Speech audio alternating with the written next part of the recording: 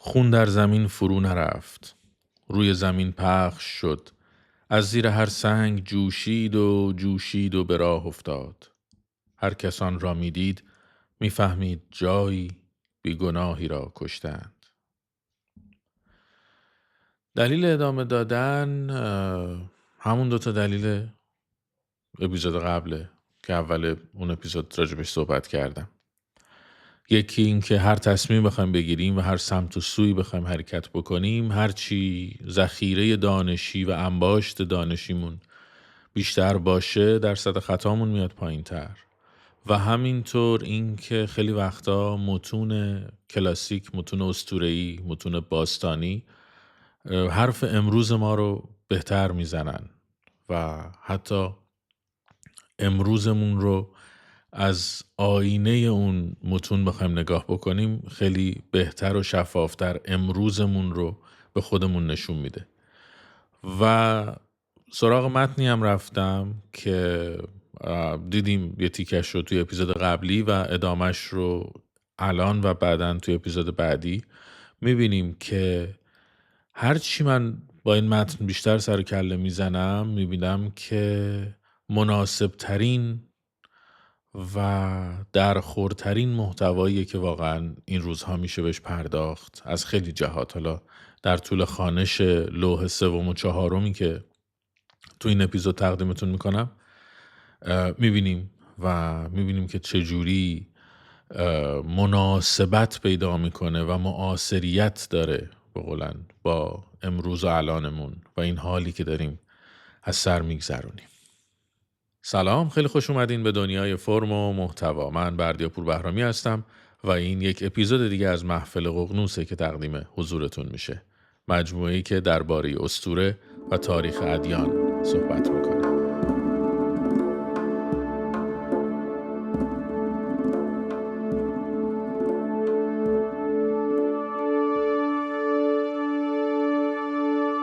خب اول یه خلاصه از لوح اول و دوم خدمتون بگم که بیایم رو ریل داستان و دوباره متمرکز بشیم و تو حال و هوای داستان قرار بگیریم. داستان با آمیزش دو اقیانوس اولیه، یعنی آبسو که آب شیرینه، اقیانوس آب شیرینه که پدره، و تیامات که اقیانوس آب شوره و مادره، در سکوت آغاز میشه. این دوتا در سکوت آمیزش میکنن.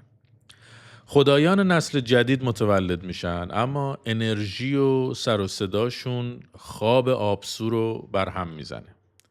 آبسو تصمیم بچه کشی میگیره ولی اعا خدای خرد پیش دستی میکنه و پدر رو با جادو میکشه و روی جسدش خونه میسازه. در دل این پیروزی مردوک خدای 4 چشم و 4 گوش متولد میشه که قدرتش فراتر از درکه. همزمان خدایان ناراضی تیامات رو تحریک میکنن تا انتقام شوهرش رو بگیره. تیامات هم تغییر ماهیت میده، از مادری مهربان به اژدهایی خشن تبدیل میشه و ارتشی از 11 هیولا میسازه و کینگو رو هم فرمانده اون لشکرش میکنه و لوح سرنوشت ها رو بهش میده تا جهان رو ویران بکنه. این لوح سرنوشت ها همون در واقع چیزیه که سنگ لاجوردی، اون ساخته شده از لاجوردی بود که در واقع باعث میشه که اون یک قدرت لایزالی پیدا بکنه هر کسی که این رو داره و حالا باش کار داریم توی این اپیزود. توی لوح دوم تیامات اعلام جنگ میکنه. اعا که فکر میکرد با جادو همه چیز حل میشه و فکر میکرد که این جادوش دیگه در واقع قادر مطلقه، وقتی ارتش هیولاها رو میبینه از ترس فلج میشه و فرار میکنه. آنشار که اون موقع پادشاه خدایانه، آنو یعنی خدای آسمان رو میفرسته به در واقع به مساف تیامات، اما اونم وقتی که هیولاها رو میبینه وحشت زده میشه، برمیگرده و خدایان مجمع میگیرن و این مجمع خدایان در سکوت و یأس فرو میره. دموکراسی و اون در واقع سلسله مراتب سنتی شکست میخوره، کاری ازش بر نمیاد و در یک لحظه بحرانی که دارن تجربه میکنن و همه ناامیدن، اعا پسرش مردوک رو به میدون میفرسته. مردوک اعلام آمادگی میکنه، اما همینجوری نه، یه شرطی میذاره، یه شرط خیلی سنگینی میذاره.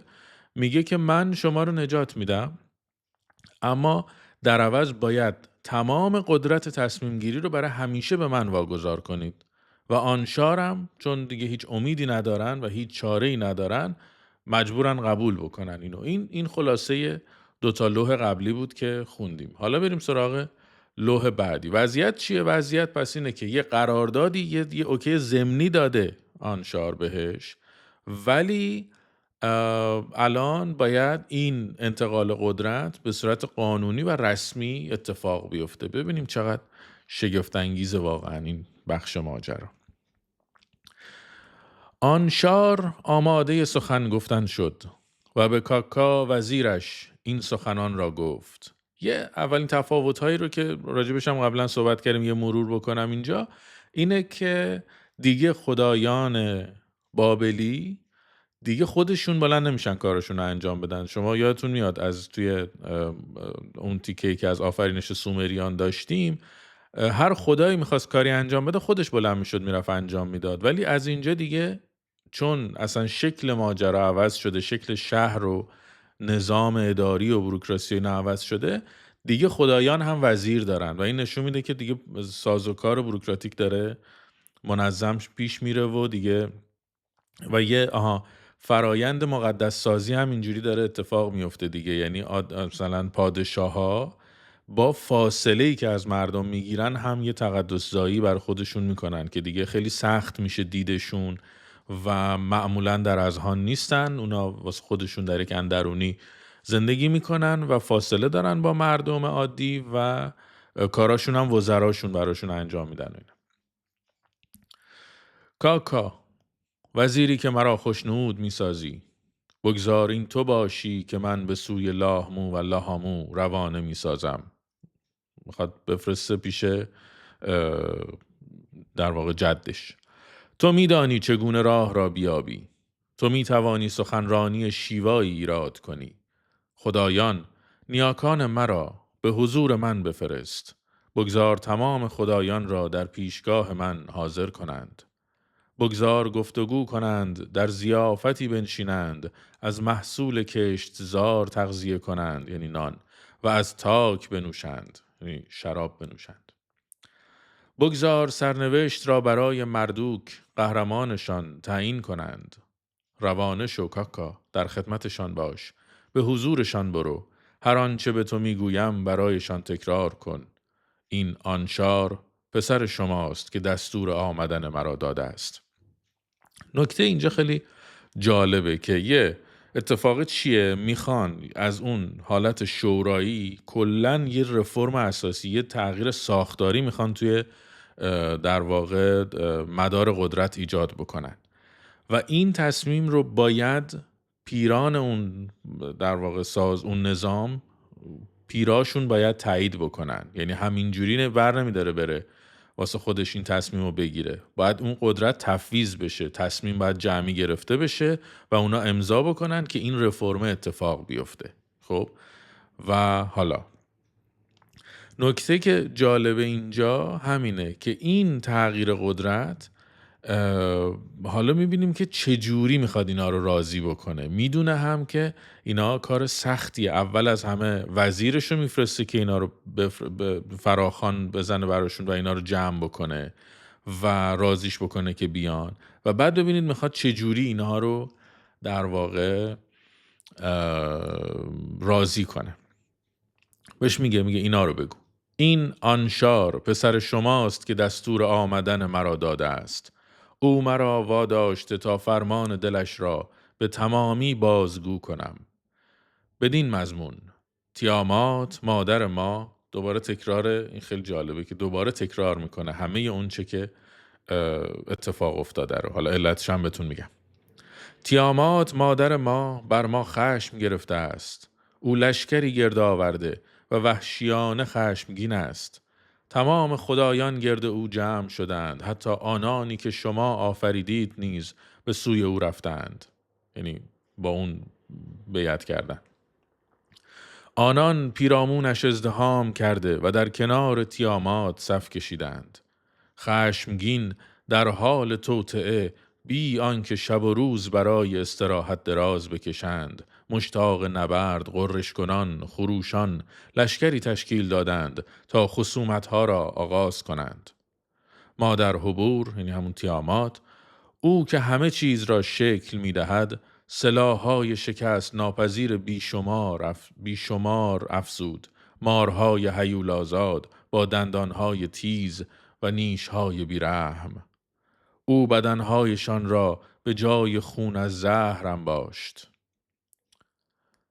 اژدهایان درنده را با هاله‌های شکوه پوشاند و واداشت تا شکوهی همچون خدایان داشته باشند و گفت هر که آنان را ببیند از وحشت فرو ریزد. بگذار بدنهایشان پیوسته به جلو بجهد و هرگز عقب نشینی نکنند. او مارها، اژدهایان و مردان مودار، هیولاهای شیر، مردان عقرب، دیوهای نیرومند، مردان ماهی و مردان گاو را مستقر کرد. حاملان سلاح‌های بیرحم، بیباک در نبرد، فرمانهای او مطلق بود، هیچ کس با آنها مخالفت نمی کرد. 11 نوع بدین سان او آفرید. از میان خدایان فرزندانش که ارتش او را تشکیل می دادند، او کینگو را از میانشان برکشید و او را در میانشان بزرگترین ساخت. رهبری ارتش، فرماندهی مجمع، مسلح کردن، برخورد، پیشروی در درگیری، فرماندهی عالی در جنگ، همه را به او سپرد و او را بر تخت نشاند. من افسون تو را خواندم، من تو را در جمع من افسون تو را خواندم، من تو را در مجمع خدایان بزرگترین ساختم. دیالوگ تیامات برای کینگو. این کینگو هم حواستون هست شباهتش با کینگ دیگه. من افسون تو را خواندم، من تو را در مجمع خدایان بزرگترین ساختم. پادشاهی تمام خدایان را در قدرت تو نهادم. تو بزرگترینی، همسر من. یادتون هست همسر اینجا یعنی همسنگ، هم ارزش. تو پرآوازه‌ای، فرمان تو همواره بر تمام خدایان آنونا چیره خواهد بود. او لوح سرنوشت ها را بدو داد و واداشت تا آن را بر سینه‌اش نگه دارد و گفت و اما تو، فرمان تو تغییر نخواهد کرد و کلامت پایدار خواهد ماند. چون کینگو بالاترین شد و برتری را به دست گرفت، سرنوشت ها را برای فرزندان الهی او، یعنی برای فرزندان الهی تیامات تعیین کرد. هرچه شما خدایان فرمان دهید باید باعث شود شعله‌ای بمیرد. زهر متمرکز شما باید قدرتمندی را وادار به تسلیم کند. خب چیکار داره میکنه؟ داره یه هیولا، یه اهریمن میسازه و یه منبع وحشت درست میکنه. ببینید که برای اینکه یک تغییر اساسی بخواد اتفاق بیفته داره پازل رو میچینه. خب اول از همه داره ناکارآمدی سیستم قبلی رو نشون میده. یعنی یه سیستمی باید باشه که ناکارآمد باشه. و نکته خیلی خیلی مهمش اینه که اولا تغییره که داره اتفاق میفته و داریم میبینیم که همواره وقتی که یک جامعه تغییر میکنه یک سیستم صلبی، یک اینرسی وجود داره که اولا جلوی اون تغییر رو میخواد بگیره و مقاومت میکنه و مقاومت ها خیلی وقتا خونین هم میشه، کما اینکه تجربه امروز خودمون هم داریم میبینیم دیگه. این مقاومت ها که خونین میشه، حالا برای تغییر یه پازلی باید چیده بشه که اجزای این پازل و در واقع اجزای این سیستم باید همش باشه کنار هم و درست اینا با هم کار بکنه که یه تغییری اتفاق بیفته. اولین چیزی که اینجا داره راجبش صحبت میکنه اینه که سیستم ناکارآمد شده. خب و این که این سیستم ناکارآمد شده، یه خورده در واقع تحلیل امروزی میخوام راجبش داشته باشم. اون هم اینه که دیگه مهم نیست که واقعیت اون سیستم چیه. بالاخره الان داریم اینجا هم میبینیم دیگه یک سیستمی بوده، خدایانی بودن که خیلی بدون هیچ مشکلی از نظر خودشون داشتن زندگی میکردن، فقط دیگه دورشون گذشته و اینکه این دورشون میگذره، برای تغییر اولین چیزی که لازمه اینه که روایتی باید ساخته بشه حول اینکه این سیستم دیگه کارآمد نیست. فارغ از اینکه دیگه کارآمده یا نه، منظورم به اینه که دیگه اصلا مهم نیست واقعیت ماجرا چیه. وقتی روایتی شکل بگیره و اکثریت قبول بکنن و باور بکنن که یعنی روایتشون در واقع از اون سیستم این باشه که این سیستم دیگه ناکارآمده، اون سیستم دیگه ناکارآمده. فارغ از این که میگم در یک وضعیت ابجکتیو اون اصلا اون بیرون داره چه اتفاقی میفته، دیگه زمانی که این روایت ساخته میشه و قبول میشه این روایت، دیگه اولین تیکه پازل تغییر جور شده، یعنی اذعان به ناکارآمدی. حالا بریم جلوتر تا ببینیم داره چه جوری میبره جلو. حالا داره تعریف میکنه که چی کارا کرده. من آنو را فرستادم، او نتوانست با وی، یعنی با تیامات، روبرو شود. نودیمود، یعنی همون ترسید و بازگشت. مردوک پیش آمد، دانای خدایان پسر تو. او عزم کرده است تا به مصاف تیامات برود. چون سخن گفت به من چنین گفت: اگر به راستی من قرار است قهرمان شما باشم، تیامات را مغلوب کنم و جانتان را نجات دهم، مجمع را فراخوان و مرا برای سرنوشت نهایی نامزد کن. پازل دومی چی بود؟ پازل دومی اون منبع و منشأ وحشت بود. یه دشمن، یه اهریمن هم باید باشه اون وسط.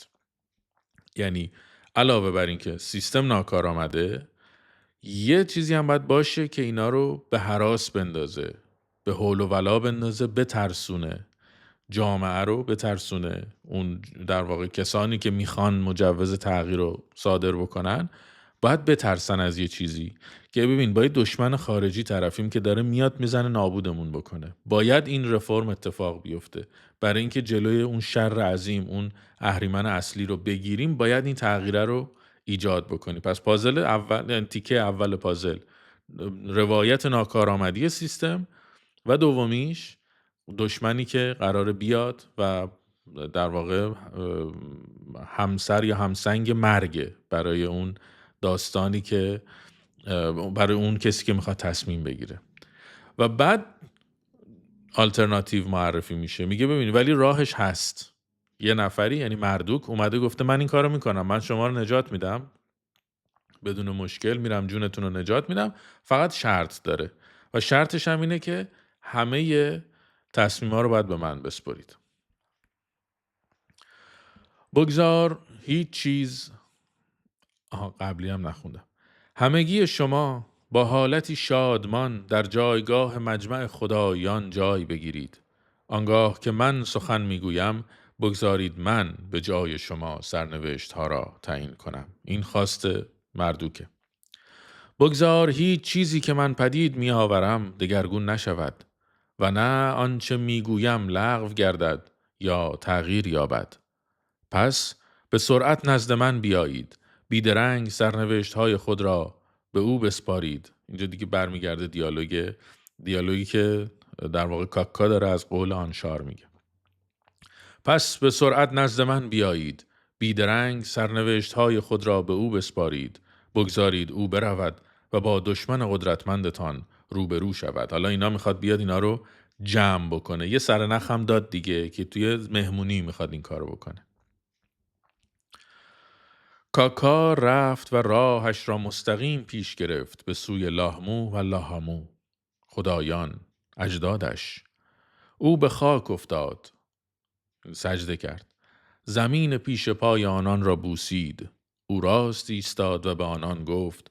خیلی جالبه که سیستم ناکارآمده، سیستم در حال فروپاشیه، ولی اینا همچنان وفادار و خیلی جدی دارن اون چیزو، خیلی جدی دارن تشریفات رو به جا میارن. و این که خیلی دم اون لحظه‌ای که دیگه اون سیستم داره میپاشه، این وفادار موندن به تشریفات، وفادار موندن به چی بهش میگن، به ظاهر و به قواعد، خودش خیلی جالب میشه. خیلی بحثیه که بهش دقت کنید، خیلی نتایج جالبی از توش در میاد.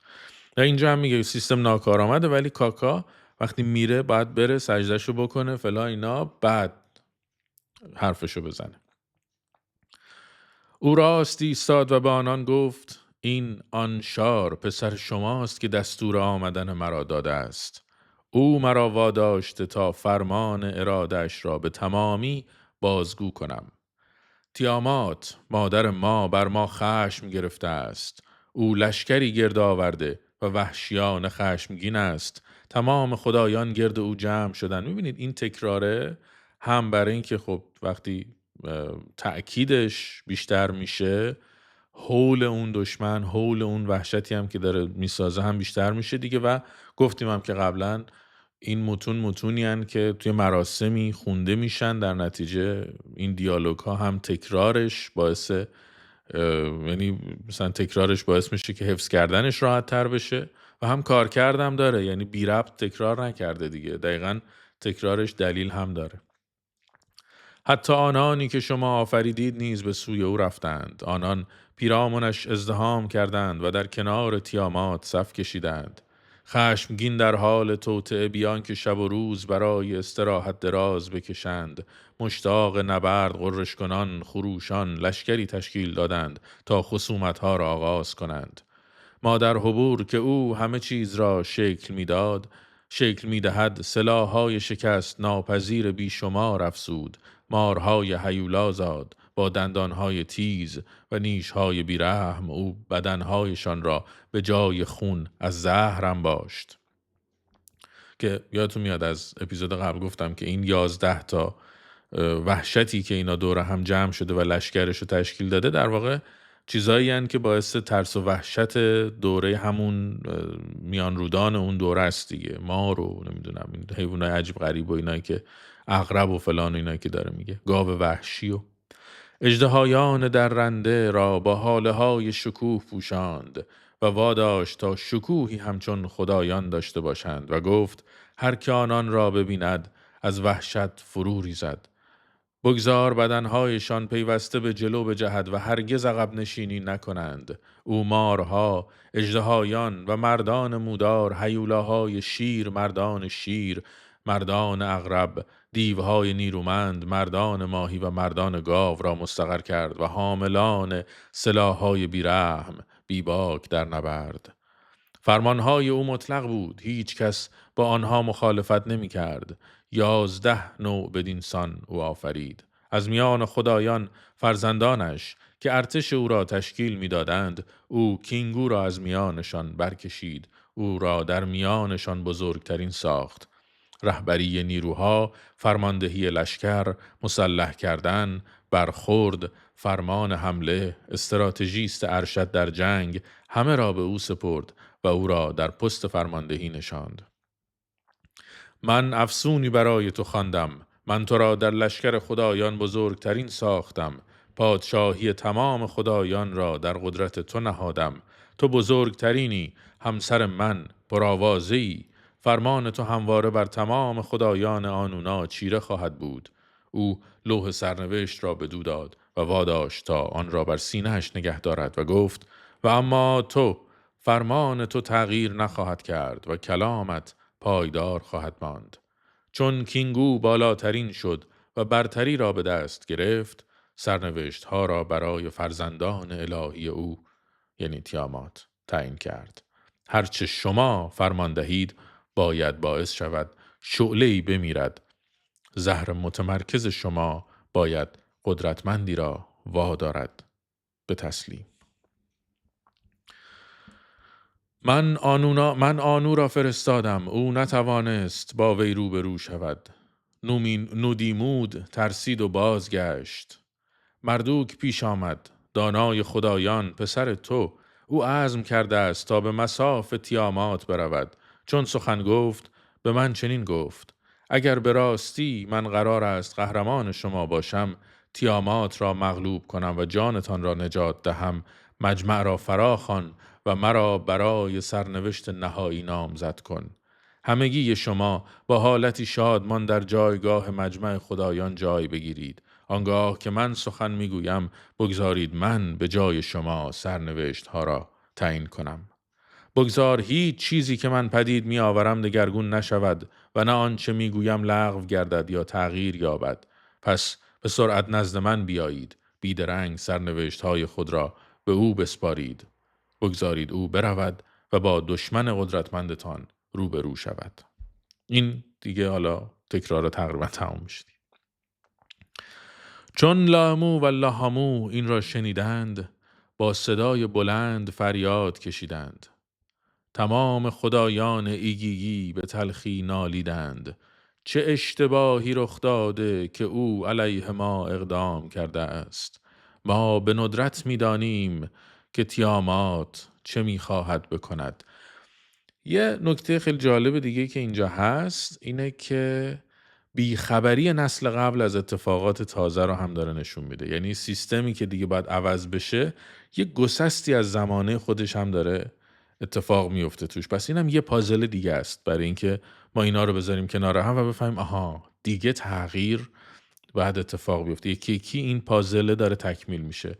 ناکارآمدی بود، این بود که وحشتی آفریده شده، روایتی از یک دشمن خیلی اساسی، آلترناتیو وجود داره و بعد اینجا هم که میبینیم سیستم قبلی یعنی تفکر قبلی که این لاهمو و لاهامو نمایندشن، یک جدیان که هر چند احترامشون واجبه برای این تغییر قدرت همه خدایان باید بیان و این پیران و سران هم باید جمع شن و این تغییر رو در واقع مجازش بکنن، ولی در این حال نسبتشون هم با جامعه قطع شده دیگه نمیفهمن اصلا چرا، دیگه چی شده، خبر ندارن دیگه. تیامات چرا همچین اتفاقی براش افتاده، چی کار داره میکنه، میگه ما اصلا نمیدونیم تیامات میخواد چی کار بکنه و این گسست از جامعه و نشناختن زمانه خودش هم دیگه به دلیل خب کولت سن و فلان و اینا و سیستم پیر و در واقع فرتوت که در واقع اینا همه نماینده های سیستمن دیگه. این قطع ارتباطی که با جامعه داره هم یکی دیگه از اجزای پازله. حالا اینجاش ببینید چقدر واقعا باحال این کارو میکنه. آنان به صورت یک ازدحام گرد آمدند. تمام خدایان بزرگ، تعیین کنندگان سرنوشت ها به پیشگاه آن شار آمدند. آنان لبریز از شادی بودند. در مجمع خدایان یکی دیگری را بوسید، یعنی روبوسی کردند. آنان گفتگو کردند و در ضیافتی نشستند. از محصول کشتزار یعنی نان تغذیه کردند و از تاک نوشیدند. آنان سیستم خود را، خیلی جالبه کلمه، یعنی اون چیزی که حالا انگلیسیش ترجمه شده بود به سیستم ولی منظور بدنه دی. آنان بدن خود را با شهد شیرین انباشتند و از نوشیدن آبجو احساس خوشی کردند، مست میشن. اینجاش خیلی خوبه. کاملا بی خیال، این سبکبال، ارواحشان اوج گرفت و سرنوشت را برای مردوک قهرمانشان مقدر کردند. مست میشن، امضا میکنن و میبینید که این مستی یا این از خود بی خود شدن لازمه راضی شدنه. یه چیزی باید یه گستاخی تو وجودشون بیاد، یه جرأتی تو وجودشون بیاد که باعث بشه که این اتفاق رقم بخوره. و خیلی میبینیم این خیلی تکرار شونده است که توی خیلی داستانا هست که پادشاهی مست میکنه، یه گندی میزنه که بعداً به غلط کردن میفته. اینم میدونه، آنشار هم میدونه، برای اینکه این خدایان یه همچین تصمیم خیلی بزرگی رو باید بگیرن و میخوان یهو اصلا رفرم اتفاق بیفته دیگه، میخواد یهو سیستم از حالت شورایی تبدیل بشه به تفویض اختیارات همه به یه نفر و عملا دیکتاتوری میخواد بیاد سر جاش بشینه و این باید یه جوری جامعه تصمیم گیر، اون جامعه مؤثر، اون در واقع استیک هولدرهای ماجرا، اونا باید مسخ بشن یا مست بشن. و خب خیلی نمادین هم میشه آنالیزش کرد دیگه. یعنی برای اینکه از اون سیستم قبلی که ناکارآمده و باید عوض بشه، خیلی ها خب اصلا ببینید نکته اساسی و در واقع میشه گفت یک لایه روانشناسی که تو این روایت هم هست، همین سلبیت و مقاومت ما در برابر تغییر دیگه، که اصلا ما تغییر دلمون نمیخواد در وهله اول مغز ما کارکردش اصلا حفظ وضعیت موجوده. میبینید برای ما مثلا حتی روی موبایلمون جای 2 تا اپلیکیشن، 2 تا آیکون اپلیکیشن هم عوض میشه، سخت میشه برامون. یه وضع uncomfortable، یه وضع ناراحت، ناخوشایندی برامون به وجود میاد دیگه که تا بیایم عادت کنیم بهش. برای همین دیگه برسه به تغییرهای خیلی بزرگ دیگه، تغییر یهو مثلا بخواد کلا سیستم مملکت داری عوض بشه و خدایان اصلا نظام خدایگانیشون از حالت شور و مشورت و یه حالت دموکرات و شورایی و پارلمانی خارج بشه، دیکتاتوری بشه، یعنی همه چی بیاد بیفته دست یه نفر. برای این یه پرده‌ای باید برداشته بشه، اون حفاظه، اون گارده باید از بین بره تا دل و جرأت همچین ریسکی به وجود بیاد. اینجا با مست کردن خدایان این ریسک رو داره به وجود میاره و در واقع میگم به صورت نمادین وقتی میشه که شما باید یک روایتی رو، یک روایت مسخ کننده و مست کننده برای جامعه بسازی که جامعه راضی بشه، جرأت بکنه و بره دنبال یه آلترناتیوی، بره دنبال یه رفرمی و یه تغییر ساختار اساسی بخواد اتفاق بیفته. پس پازلا باز داره تکمیل میشه دیگه. این هم میبینید پازل بعدی اینه که یک روایتی یا یک انگیزه‌ای باید به وجود بیاد یا یه عاملی باید باشه که ترس و احتیاط آدم‌ها رو از تغییر درست راست بکنه. و اینجا این اتفاق میفته دیگه، خدایان مست میکنن و دیگه تو حال خوشی و اینا اصلا میگن گور بابای دنیا هم کرده، ما که حالمون خوشه، بیا قدرت هم مال مردوک. این لوح سوم بود. حالا لوح چهارم دیگه میره برای مراسم تحلیف و تفویض قدرت مطلقه. آنان برای او سکوی امیرانه برپا کردند. او در برابر پدرانش جای گرفت تا به پادشاهی رسد. تو در میان خدایان بزرگ مهمترین هستی. سرنوشت تو بی همتاست و فرمان تو والا. ای مردوک، تو در میان خدایان بزرگ مهمترین هستی. سرنوشت تو بی همتاست و فرمان تو والا. از این پس فرمان تو تغییر نخواهد کرد. برکشیدن و فرو کوبیدن این قدرت تو خواهد بود. می‌بینید داره قدرت میاد سمتش و دیگه برکشیدن و یعنی که کسی رو بتونی بهش مقام بدی و یا عزلش بکنی، عزل و نصب منحصرا دیگه میاد در دستان مردوک و میتونه هر کیو خواست اراده کنه بندازه بیرون و بهش عزت بده و عزتشو بگیره. فرمان تو استوار خواهد بود و سخنت رد نخواهد شد. هیچ یک از خدایان نباید از مرزهایی که تو تعیین میکنی فراتر روند. بالا دست همه قدرت هاست. پشتیبانی برای زیارتگاه‌های خدایان لازم است، پس هر جا که معابد آنان باشد جایگاه تو نیز تثبیت خواهد شد. میبینید که سیستم در واقع نظام خدایگانی سومری که قبیله‌ای بودن، پلیس در واقع کلان شهر طور زندگی میکردن، شهرهای جداگونه از هم بود و هر کس واسه خودش یه خدایی داشت و اینا، این داره همه رو میخواد یک پارچه کنه، جمع کنه، همه رو بیاره زیر یه پرچم بذاره. پس هر جا که معابد آنان باشد جایگاه تو نیز تثبیت خواهد شد. تو مردوک هستی، قهرمان ما پادشاهی بر کل جهان و همه چیز را به تو اعطا می کنیم. در مجمع جای گیر و کلامت عالی ترین باشد. بادا که سلاحت هرگز خطا نرود، بلکه دشمنانت را از پای درآورد. ای سرور، جان کسی را که به تو اعتماد می کند ببخش، اما خدایی را که شرارت پیشه کرده است جانش را بستان. یکی یکی حالا تو آخر چیز که میرسیم مفصل اونجا میگم، حالا یکی یکی صفت مورد انتظار از خدای اصلی داره بروز میکنه. آنان در میان خیش صورت فلکی خاصی را قرار دادند و به مردوک نخست زادهشان چنین گفتند: ای سرور، سرنوشت تو باید پیشروتر از تمام خدایان باشد. نابودی یا آفرینش را فرمان بده و آنها رخ خواهند داد. امتحانش میکنن، میخوان ببینن واقعا همچین قدرتی براش وجود داره یا نه. میان چیکار میکنن؟ میان یه صورت فلکی، یه مش ستاره اونجا اون وسط میذارن، میگن اینا رو غیب کن. میبینید که دقیقاً داستان اینه که خیلی بامزه چرخش داره از قدرت سخت به قدرت نرم تبدیل میشه دیگه. اینجا یه مفهوم لوگوس که صحبتشو کردیم قبلا توی اپیزود افلاطون توی فلسفه و رسانه که لوگوس چیه و مثلا چرا به وجود اومده و اینها و معنیش چیه، اونجا خواستین حالا ببینین. داستان اینه که داره کلام اینجا مهم میشه، دارن کلام رو میارن بالاتر از زور قرار میدن و کلامی که باید باعث آفرینش و نابودی بشه رو حالا میخوان تست بکنن. یه مش ستاره میذارن، میگن اینو غیب کن دوباره بیارش. به فرمان تو بگذار این صورت فلکی نابود شود، دوباره فرمان بده تا صورت فلکی دست نخورده باز گردد. او فرمان داد و با کلامش صورت فلکی نابود شد.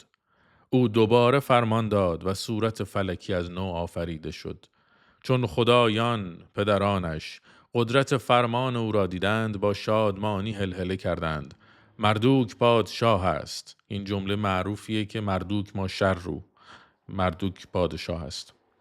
دیگه تست کردن اینا، نه کلامش هم کار میکنه و دیگه میتونه صورت فلکی و اینا رو از بین ببره و بیاره و اینا دیگه حالا میتونه شروع کنه.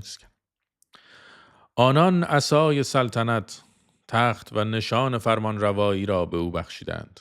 آنان سلاحی مقاومت ناپذیر که دشمنان را در هم میکوبد به او دادند و گفتند برو و زندگی تیامات را قطع کن، بگذار بادها خون او را به عنوان مژده با خود ببرند. خدایان پدرانش سرنوشت سرور را مقدر کردند و او را در مسیر موفقیت و اقتدار به حرکت درآوردند. او کمانی ساخت و آن را سلاح خیش قرار داد. تکنولوژی داره پاش به داستان باز میشه کم کم. او تیری سوار کرد و بر ذهن نهاد. او گرزی برگرفت و در دست راستش نگه داشت. کمان و تیردان را در کنارش آویخت. صاعقه ها را پیش روی صورتش قرار داد و بدنش را با آتشی خروشان پوشاند. سپس او توری ساخت.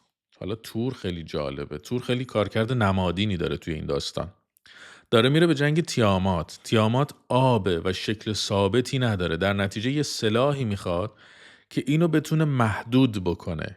بتونه تور رو بندازه، توره به شکل بدن اون در بیاد، منعطف باشه ولی محدودش هم بکنه و بتونه کنترلش بکنه. که این در واقع کارکردش به صورت نمادین میشه قانون. یعنی یه قانونی رو شروع میکنه سوار کردن که همه چی و هیچ چیزی رو از دستش در نمیره، همه تحت فرمان این قانون در میان و همه محدود میشن به محدوده‌ای که قانون براشون تعریف میکنه. او 4 باد را مستقر کرد تا هیچ بخشی از او نتواند بگریزد.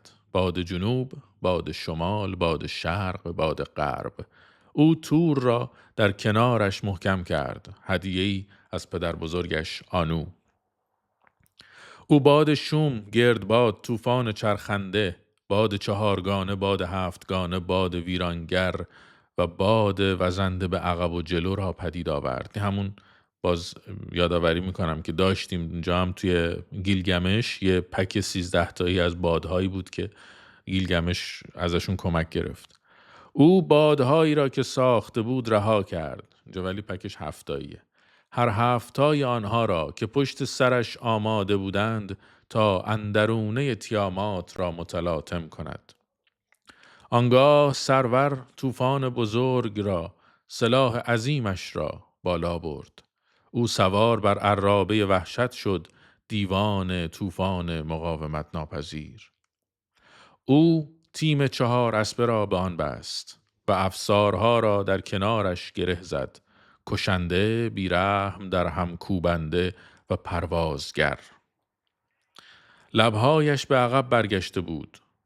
یعنی حالا داره چیز میکنه که توصیف میکنه صورتش چه شکلی بود. لبهایشان به عقب برگشته بود و دندانهایشان حامل زهر بود. اینجا تو تصویری همچی چیزی، یعنی دندانهای نیش جلوترن و لبایشون به عقب برگشتن و خیلی توصیفای دقیقی میکنه از ماجرا. آنان خستگی نمیشناختند و برای لگدمال کردن آموزش دیده بودند. او در سمت راستش نبرد مهیب و نزاع را مستقر کرد. میبینید همه نیروها داره به انحصار مردوک در میاد، داره میاد و داره یکی یکی نبرد مهیب. اینا کانسپتن دیگه، ولی منظورش به اینه که داره فرمان روایی میکنه بر در واقع اون نظمی که حالا باید بره و بجنگه و اینا. او در سمت راستش نبرد مهیب و نزاع را مستقر کرد و در سمت چپش درگیری را که تمام آرایش های جنگی را در هم می ریزد.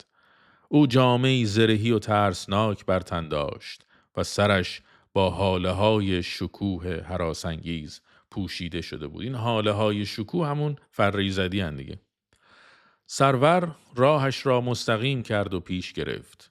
چهرهش را به سوی تیامات خروشان تنظیم کرد. او افسونی جادویی بر لبانش آماده داشت و گیاهی پادزهر سم را در دستش می فشرد.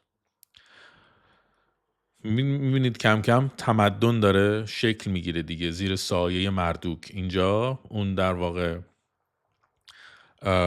کینگو که یک قدرت لایزالی از طرف تیامات داره، این ولی چی داره با خودش؟ این هم خدای جنگاوره، هم پزشکی میدونه، پادزهر داره، یه گیاهی داره با خودش میبره که اونا زهر دارن، این پادزهرش هم داره. یعنی تکنولوژی اومد خدمتش، علم اومده در خدمتش، اینا داره به وجود میاد، داره اینا همه رو به خدمت میگیره برای اینکه بره و اون آشوبی که تیامات درست کرده رو از بین ببره. در آن لحظه خدایان به دورش میچرخیدند. خدایان پدرانش دورش میچرخیدند. خدایان دورش میچرخیدند.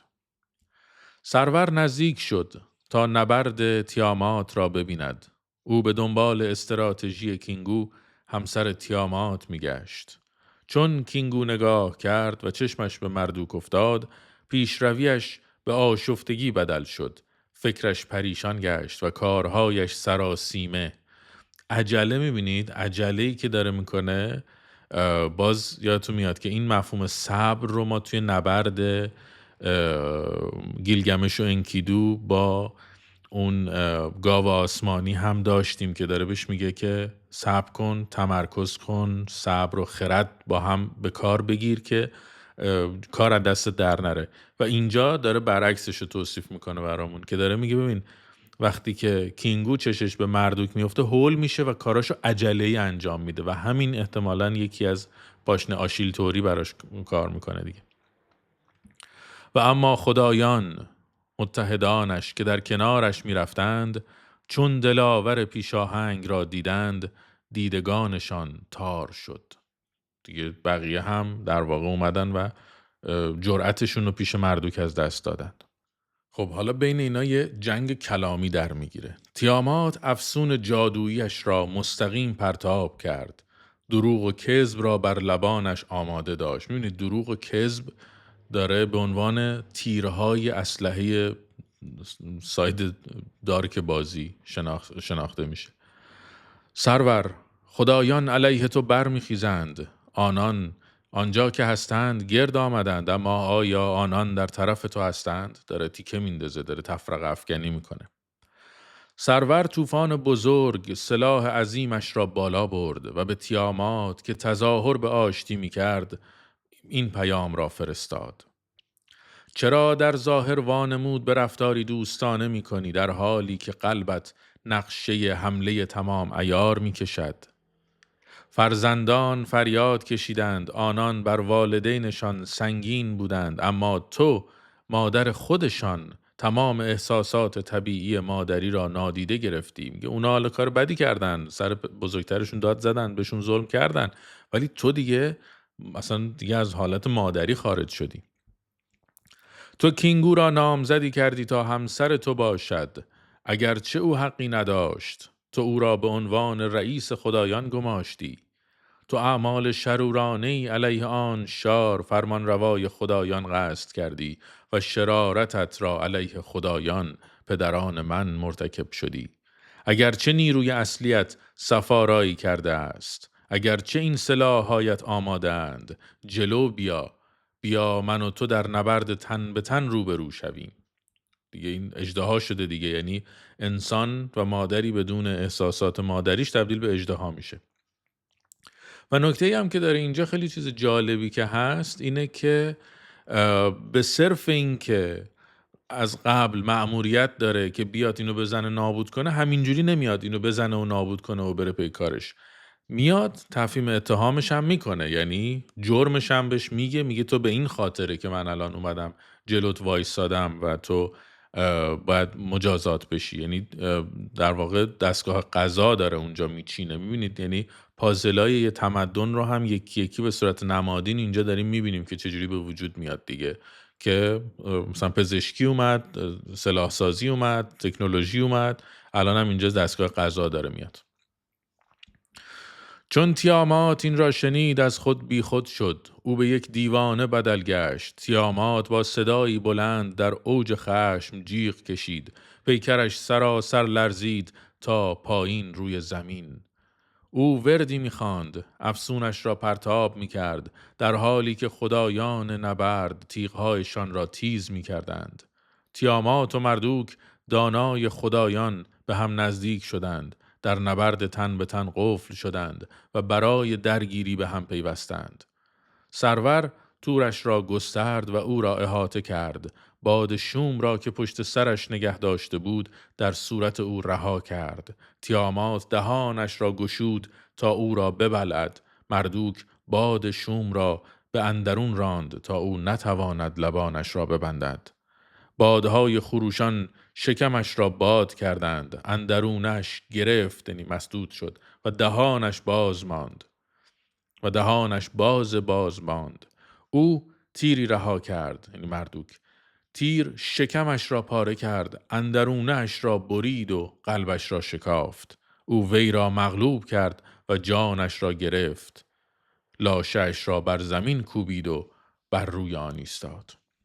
پس از آن که تیامات پیشاهنگ را کشت،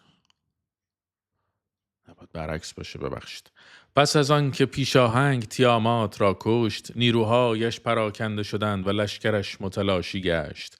و اما خدایان متحدانش که در کنارش رژه می رفتند، در ترس و لرز پا به فرار گذاشتند. سعی کردند راه فراری بیابند تا جانشان را نجات دهند، اما راه گریزی از توری که محاصرهشان کرده بود نبود. هیچ کس از دست قانون نمیتونست در بره. او آنان را گیر انداخت و سلاح‌هایشان را در هم شکست. آنان در تور افتادند و در هم لولیدند، در گوشه ها تلمبار شدند، لبریز از اندوه. آنان مجازات او را تحمل می کردند که در حبس نگه داشته شده بودند. و اما آن 11 موجود، آنان که با حاله های شکوه آراسته بودند، آن گله دیواسا که همچون نوکران در کنارش می رفتند، او یعنی مردوک مهار بر آنان زد و بازوهایشان را بست. او آنان را همراه با جنگ طلبیشان زیر پای لگدمال کرد. و اما کینگو که تلاش می کرد در میانشان بزرگ باشد، او را به بند کشید و در شمار خدایان مرده، یعنی محکوم به فنا، به حساب آورد. او لوح سرنوشت ها را که حقی نسبت به آن نداشت از او گرفت، آن را مهر کرد و بر سینه خود چسباند. کی؟ مردوک میره اون لوح سرنوشت ها، همون لوحی که باعث میشد قدرت به دستش بیفته. اینجاست که گفتم این لوح رو یه توضیح میدم راجبش خیلی کوتاه. یه جهانبینی داره به ما معرفی میکنه که اون چیزی که قدرت میده، قدرت لایزال پادشاهی رو و فرمان رو واجب الاجرا میکنه، یک شیء خیلی جالبه که یه چیزی هست که هر کس داشته باشدش، این باعث میشه که این فرمانش واجب الاجرا بشه، لازم الاجرا بشه و فرمانش فرمان پادشاهی بشه. و نکته بعدی چیه؟ اینه که با اینکه مردوک خودش در واقع این لوح میگیره و برای اینکه نشون بده که این آدم چقدر خیرخواهه و چقدر در واقع با فکر روشن داره این کارو میکنه، اون لوح سرنوشت‌ها رو که میگیره مهرش میکنه. چرا؟ برای که توی اون نظام اداری و بوروکراتیک بابلی اساساً وقتی که اون مهر استوانه‌ای پای اون نامه نباشه، اون نامه اصلا هیچ اعتباری نداره. هنوز که هنوزه هم این رسم رو ما داریم. امضا و مهر اساساً اعتبار یه سندی هن که اگه اونا نباشه اون سند کاملا بی اعتباره. و اینجا هم دقیقا میبینید که لوح رو از کینگو میگیره، لوح سرنوشت ها رو، و مهرش میکنه. حالا از این به بعد دیگه ولیده و چیزه معتبره. پس از آن که دشمنانش را اسیر کرد و پیروز شد و دشمن پر ادعا را خوار و ذلیل ساخت و پیروزی آن شار را بر تمام دشمنانش محقق کرد و به آنچه نودیمود آرزو داشت دست یافت، مردوک جوان تسلطش را بر خدایان اسیر محکم کرد و سپس به سوی تیامات بازگشت که او را ناتوان ساخته بود. حالا اینجا جالب میشه. سرور بر پیکر تیامات لگد کوفت، با گرز بیرحمش جمجمه او را خرد کرد، شریانهای خونش را برید و گذاشت تا باد شمال آن را به عنوان مژده با خود ببرد. چون پدرانش دیدند شادمان شدند و وجد کردند و برایش هدایا و پیشکش ها آوردند. سرور آرام گرفت و شروع به بازرسی لاشه کرد تا شاید از آن آب نمک، آب شور، چیزهای هنرمندانه بسازد. او وی را دو نیم کرد، همچون ماهی خشک، یعنی ماهی که رسم بوده به عنوان غذا ماهی رو خشک میکردن، ولی دیدین دیگه همین خود مثلا ما هم وقتی ماهی رو میخوایم کبابی کنیم از وسط نصفش میکنیم بازش میکنیم دیگه، ولی اینا کامل ماهی رو دو نصف میکنن. حالا اینجا تیکه آخر این لوح رو فقط مقدمشه که بعد تو لوح پنجم اصل ماجرا اتفاق میفته. ببینیم ماهی رو که اون تیامات رو که مثل ماهی نصف میکنه ببینیم چیکارش میکنه. او وی را دو نیم کرد همچون ماهی خشک، نیمی از او را بالا برد و به عنوان پوشش آسمان ساخت. الان دوباره یادتون باید بیاد که ما داریم اسطوره آفرینش میخونیم. این جنگه و اینقدر دیتیل که شبیه جنگ‌های رو زمینه، خیلی چیزه، خیلی آدمیزادیه در واقع بین خدایانه و هنوز جهانی خلق نشده دیگه. باید مرور بکنیم فضای داستان رو همیشه. اینجا حالا وقتی که تیامات کشته میشه، نصفش که میکنه نصفشو میبره بالا، نصف تیامات رو میفرسته بالا، انگار حالت باستا. این تفکر رو میخواد نشون بده دیگه که ما همیشه تصورمون این بود که آسمون مثلا باستاب دریاست مثلا یا همچین چیزی. او پوست را کشید و نگهبانانی گماشت و به آنان فرمان داد تا نگذارند آبهای او فرار کنند. سد میزنه، قشنگ دیگه داره تکنولوژی میاد، شهرسازی هم داره اتفاق میفته، سد میزنه. او از آسمان عبور کرد و فلک را بازرسی کرد و آن را همتای آبسو اقامتگاه نودیمود ساخت. سرور ساختار آبسو را اندازه گرفت و زیارتگاه بزرگ را بنا نهاد، همسان اشارا. در زیارتگاه بزرگ اشارایی که او ساخت و در آسمان او اعا، انلیل و آنو را در جایگاه‌های مقدسشان سکونت داد.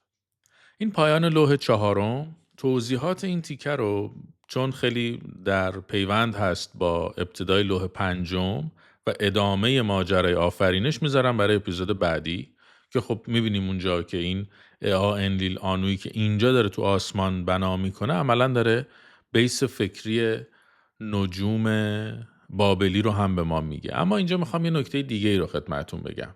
در کنار جذابیتی که خود این متن داره به عنوان حالا هم اسطوره آفرینش که به ما میگه 4000 سال پیش به پیدایش جهان چجوری داشتن فکر میکردن، و هم به عنوان خوندن یه داستانی که خب نبرد تیامات و مردوک خودش داستان پر جزئیات و خیلی جالبیه که سلاحاشون چی بوده، نمیدونم مثلا علم پزشکی اونجا چجوری ورود پیدا میکنه، یا مثلا توی اپیزود بعدی میبینیم که در واقع آخر این لوح 4 که با هم خوندیم در واقع داره پایه های نجوم بابلی رو اصلا به ما معرفی میکنه که اون راه اعا، راه انلیل و راه آنو و اینها که میاد بعدن توضیح میدم که توی نجوم به چه صورت اتفاق میفته. خب اینا همه اطلاعاتیه که از اون موقع به ما میده. اما چیزی که میتونیم ازش استخراج بکنیم و سر نقشم البته دادم خدمتتون و سر بحث رو باز کردم، اینجا فقط میخوام یه جنبندی بکنم. چیزی که میتونیم از دل این متن بکشیم بیرون و امروز مثل آینه بذاریم جلومون و خودمون رو توش نگاه بکنیم اینه که اجزاء لازم برای اینکه سیستم تغییر در یک جامعه‌ای درست کار بکنه، اون ماشین تغییر، یعنی برآیندهای نیروی جامعه برایندش بشه تغییر، چه اجزایی لازم داره؟ خب سیستمی سر کاره که پیر و فرتوته، خدایانی که دیگه چند نسل ازشون میگذره و اینقدر فاصلشون با نسل جدید زیاد میشه که دیگه اونا رو به عنوان نیروی متخاصم دارن تصمیم میگیرن برن بچه کشی را بندازن و داره فرزندان خودش رو میخوره اون سیستم. در عین حال دیگه هیچ ارتباطی هم نداره دیگه، اصلا نمیدونه دور و برش هم چه خبره و اون جایی که خبر اژدها شدن تیامات رو میشنوه متعجب میشه و اصلا دادش میره هوا که ای داد بیداد، مثلا نمیدونستم دور و برم داره چه اتفاقی میفته. اینا همه نشونه های یک سیستمیه که دیگه وقت تغییرش میرسه. پس این روایت ناکارآمدی باید شکل بگیره که خیلی خوب وقتی شکل میگیره، حالا نیاز بعدی یا عضو بعدی که باید باشه تا این سیستم بره جلو، سیستم تغییر، یه عقل واسطه. یه عقل واسطیه که اینجا تو این داستان آنشار داره نقششو بازی میکنه. یعنی واسطیه که هم قدرت اینو داره که نیروهای قدیمی رو بیاره بشونه سر کار، بشونه سر میز، در واقع دور هم جمع بکنه و هم آلترناتیو جدید رو بتونه معرفی بکنه و بیاد تفویضش بکنه. خب شما حتی تو تاریخ معاصرمون هم توی تغییر اساسی رد همچین اجزایی رو میتونین بزنین و میتونیم الان یه چک بکنیم با این سیستم حداقل که ببینیم مثلا چک لیستمون کامله یا نه. خب این یعنی در واقع سیستم ناکارآمد، عقل واسطه‌گر و جایگزین مناسب، آلترناتیو مناسب و یک دشمنی باید باشه که باهاش سیستم قبلی رو بترسونه که اینجا همون اژدهایی که از تیامات ساخته شده در واقع داره نقششو بازی میکنه.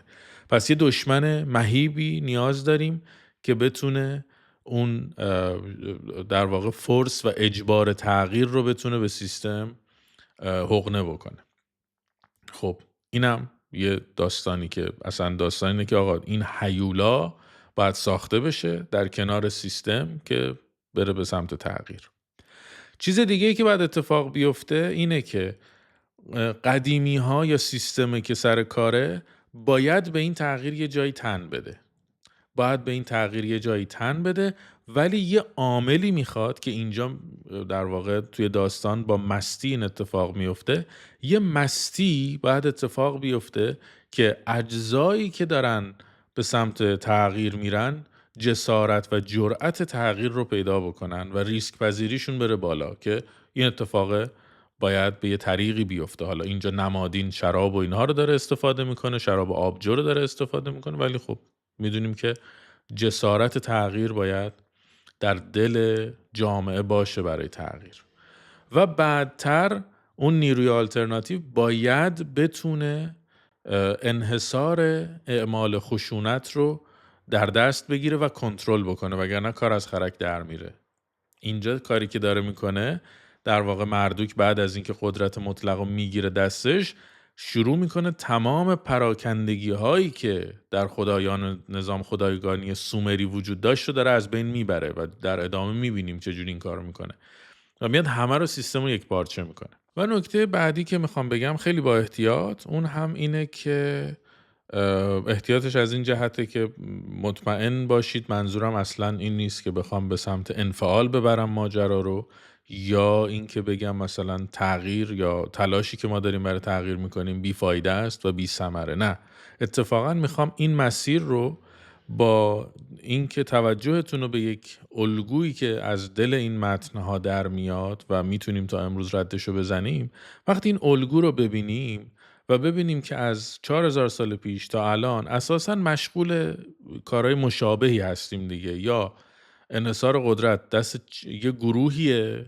گند خورده بهش، حالا میخوایم اینو خارجش بکنیم بذاریم در اختیار یه نفر، یا در اختیار یه نفر بوده گند خورده توش، میخوایم اونو از اون انحصار اون یه نفر در بیاریم و پخشش کنیم دوباره. اساسا مشغول همین کاراییم دیگه. میخوام بگم که این راهکاری که الان بهش رسیدیم و میخوایم بریم سمتش، هر راهکاری که هست یکی از ایناست دیگه. یعنی یا تصورمون اینه که از دیکتاتوری به دموکراسی داریم میریم، یا تصورمون اینه که گند خورده به یک دموکراسی حالا میخوایم تغییرش بدیم و بیایم حالا یه دیکتاتوری مثبت بنا بکنیم، یا تصورمون اینه که میخوایم از دیکتاتوری بریم به دیکتاتوری دیگه. از این چند حالت که خارج نیست. میخوام فقط بگم که به این فکر یعنی اینجوری به نظرم میاد نباید، لازم نیست فکر بکنیم حداقل اینکه این یک راهکار بکر ازلی ابدیه که به ما رسیده فقط و بهترین جواب خلقت و آفرینش و جهان دست ما الان و میخوایم بریم به سمتش حرکت بکنیم. این تغییر ناگزیره، اتفاق میفته، داریم هم براش تلاش میکنیم هر کس به سهم خودش، ولی میتونیم یکم متواضع‌تر کنار هم باشیم توی این مسیر و در واقع میگم فکر نکنیم که این یک وحی به ما شده. همواره درگیر همین تغییر انحصار قدرت بودیم دیگه، از جمع به فرد، از فرد به جمع و این داستانا. همین، بیشتر از این دیگه طولانی نکنم این ویدیو رو و این اپیزود رو در واقع، و توی اپیزود بعدی لوح در الواح باقی مانده انومایلیش رو میخونیم با هم که داستان آفرینش آسمان و یعنی در واقع اجرام آسمانی و انسانه اونجا در اون لوح‌های 5 و 6 و 7. تا اپیزود بعدی در تماسیم و امیدوارم اتفاقای کمتر بدی رو ببینیم حداقل تو این آینده نزدیک.